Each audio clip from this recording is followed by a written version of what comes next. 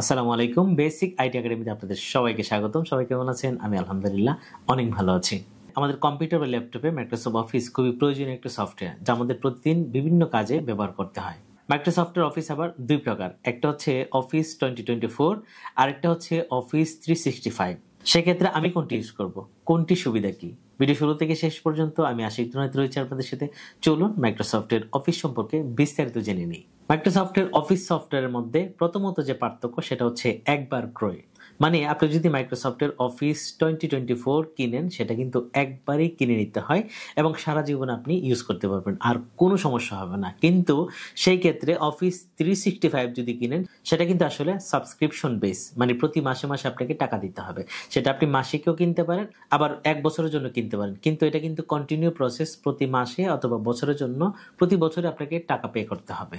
মাইক্রোসফটের office software 2024 এবং 365 এর মধ্যে দ্বিতীয় যে পার্থক্য সেটা হচ্ছে মাইক্রোসফট অফিস 2024 যে সফটওয়্যারটি আমরা কম্পিউটারের মধ্যে পার্মানেন্ট সেট আপ করে নেব, সেটার মধ্যে আসলে নিয়মিত কোনো আপডেট আসবে না। মানে আমরা একসাথে যা কিনলাম ওই আপডেটটাই আমরা মানে বছরের পর বছর চালাতে হবে, আমরা নতুন কোনো আপডেট পাবো না। আর সেই ক্ষেত্রে মানে অফিস 365 এর মধ্যে কিন্তু প্রতিনিয়তই ওরা আপডেট করে, মানে এই সফটওয়্যারের মধ্যে কিন্তু বিভিন্ন ধরনের নতুন নতুন সংযোজন করা হয়। সেই জায়গাতে আমরা আসলে 365 এর মধ্যে নিয়মিত বিভিন্ন ধরনের আপডেট পাবো, যা অফিস 2024 এর মধ্যে আমরা পাচ্ছি না। মাইক্রোসফট অফিস 2024 এবং 365 এর মধ্যে তৃতীয় যে পার্থক্য সেটা হচ্ছে ক্লাউড স্টোরেজ। মানে আমরা আসলে যে কাজগুলো করব সেই কাজগুলো আসলে কোথায় জমা রাখবো। আপনি যদি অফিস 2024 ইউজ করেন, সেক্ষেত্রে আপনার কাজগুলো কিন্তু কম্পিউটার বা ল্যাপটপের মধ্যে জমা রাখতে হবে। আর সেক্ষেত্রে অফিস 365 এর যে কাজগুলো আমরা কিন্তু সেগুলোকে ক্লাউড স্টোরেজের মধ্যে জমা রাখতে পারবো, মানে অনলাইনে আমরা জমা রাখতে পারবো। আর সেক্ষেত্রে মাইক্রোসফটের যে ওয়ান ড্রাইভ, সেখানে কিন্তু আমরা এই সবগুলো ফাইল অনলাইনে জমা রাখতে পারবো। অফিস 2024 এবং 365 এর মধ্যে এর পরবর্তী যে পার্থক্য সেটা হচ্ছে টিম ওয়ার্ক এবং শেয়ারিং।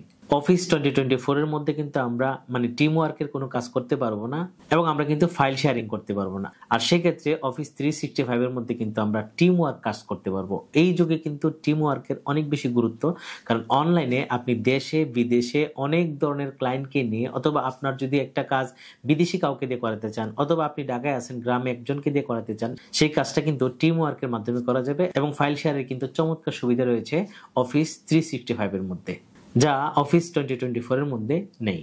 অফিস 365 এবং অফিস 2024 এর মধ্যে কাজের কোনো পার্থক্য আছে কিনা? কাজের ক্ষেত্রে আসলে তেমন বেশি পার্থক্য নাই। আপনি আসলে ওয়ার্ডের মধ্যে বা এক্সেলের মধ্যে, পাওয়ার পয়েন্টের মধ্যে, এই দুটোর মধ্যে প্রায় সমান সমানই কাজ করতে পারবেন। তবে ওই যে 365 যেহেতু প্রতিনিয়ত আপডেট হয়, ওখানে হয়তো কিছু কাজ আপনি পাবেন, কিন্তু সেগুলো কিন্তু আমাদের বেসিক যারা, তাদের জন্য তেমন বেশি প্রয়োজন নাই।